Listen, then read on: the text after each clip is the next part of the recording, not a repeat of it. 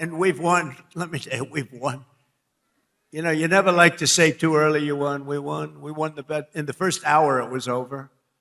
But we won. I emerged from this briefing as dissatisfied and angry, frankly, as I have from any past briefing in my 15 years in the Senate.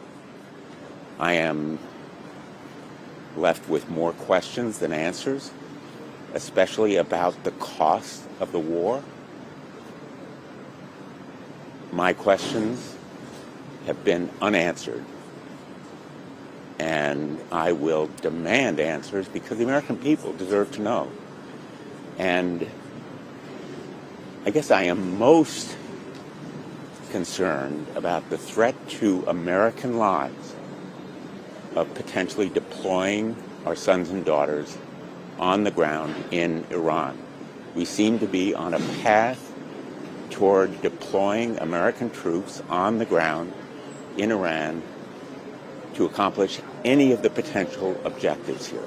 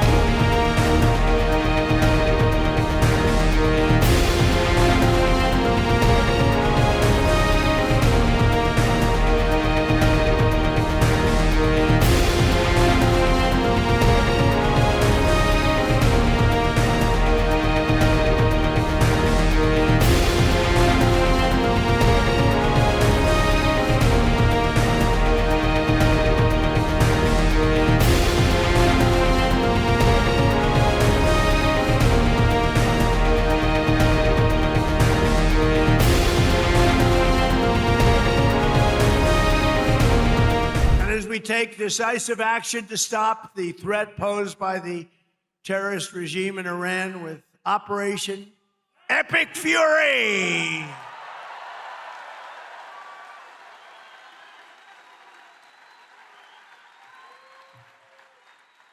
Is that a great name? Well, it's only good if you win. You know, you can only do. And we've won. Let me tell you, we've won. You know, you never like to say too early you won. We won. We won the bet. In the first hour, it was over. But we won. But they gave me a list of names of generals. Sir, you can pick the name you'd like, sir. I said, the name of what? The name of the attack on Iran, sir. And they gave me like 20 names. And I'm like falling asleep. I didn't like any of them. Then I see Epic Fury. I said, I like that name. I like that name. And my administration, as you know better than anybody, is also working to keep the oil flowing. It's flowing all over. We knocked out, you know, they want to drop some mines. Very friendly people, mines, so boats blow up. And we knocked out as of, you know, every hour I have to change because they knock them out so fast. I've never seen anything. Think of it. They knocked out 54 ships in 2 days, and they're real ships. In fact, I got angry at my people. I said, are they any good? Yeah, they're warships. I said, why the hell did we kill them? Why didn't we just capture them and use them in our Navy? They said they wouldn't have qualified for that. But I got a little upset with my people. I said, why do we have to knock them? And actually, one of my generals said, sir, it's a lot more fun doing it this way. But we knocked out 58 naval ships. We knocked out their Navy, okay? Let's put it that way. But they also knocked out the mine layers. They call them mine layers. They put mines in the water. Lovely job. Isn't that nice? Blow up ships. And we knocked out 31 of them. And, you know, I was very proud of myself. I said, why didn't you use the weapon that we use on the drugs that come in by sea? Do you know that drugs by sea are down 98%?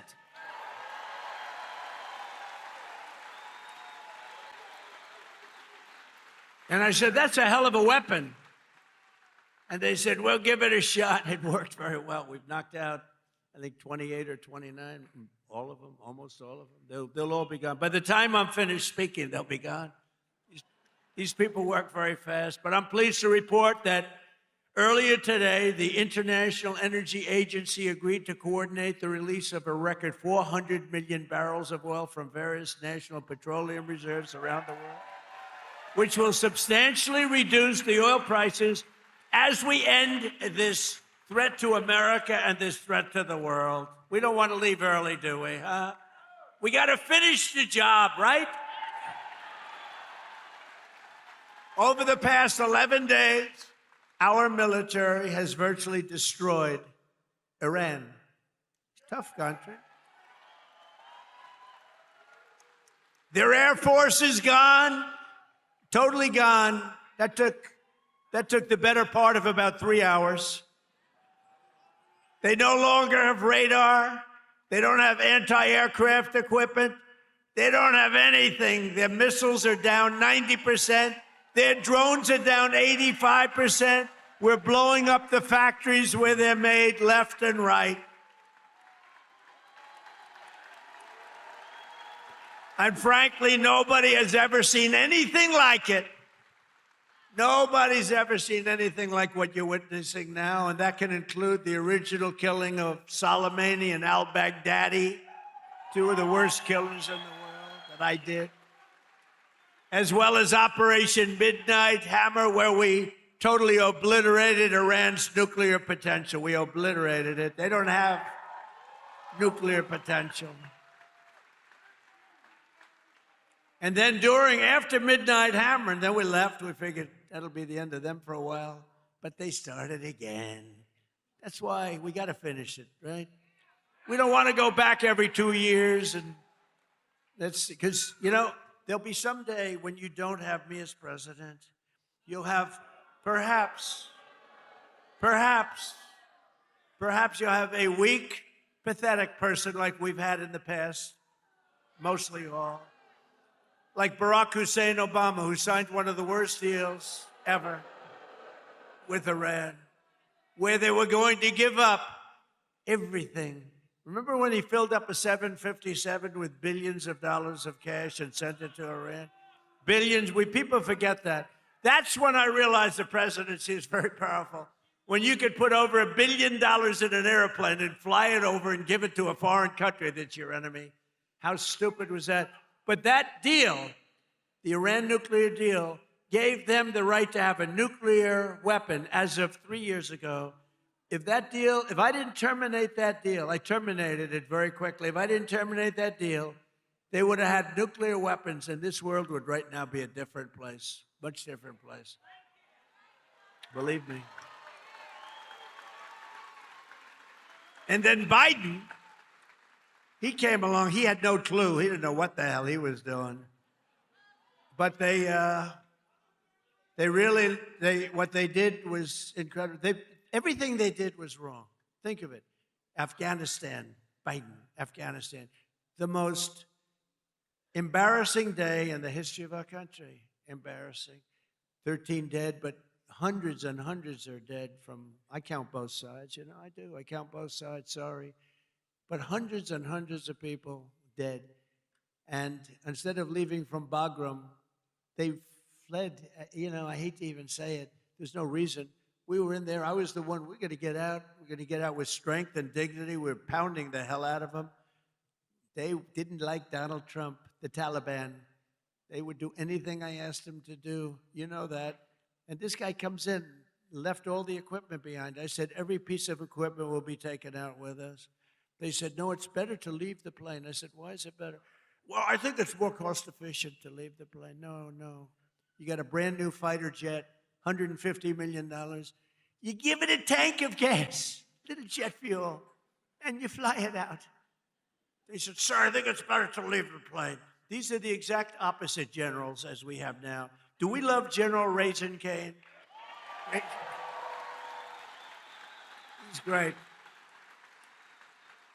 But oil prices are already coming back down, and it's going to come down. But we're not leaving until that job is finished, and it's going to be very fast. It's going to be very fast. I emerged from this briefing as dissatisfied and angry, frankly, as I have from any past briefing in my 15 years in the Senate.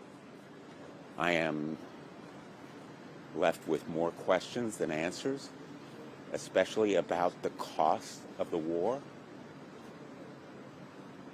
My questions have been unanswered, and I will demand answers because the American people deserve to know. And I guess I am most concerned about the threat to American lives of potentially deploying our sons and daughters on the ground in Iran.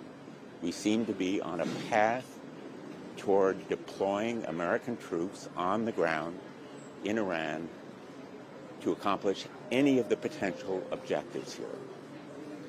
And there is also, as disturbingly as anything else, the specter of active Russian aid to Iran, putting in danger American lives. Literally, Russia seems to be aiding our enemy actively and intensively with intelligence and perhaps with other means. And China also may be assisting Iran.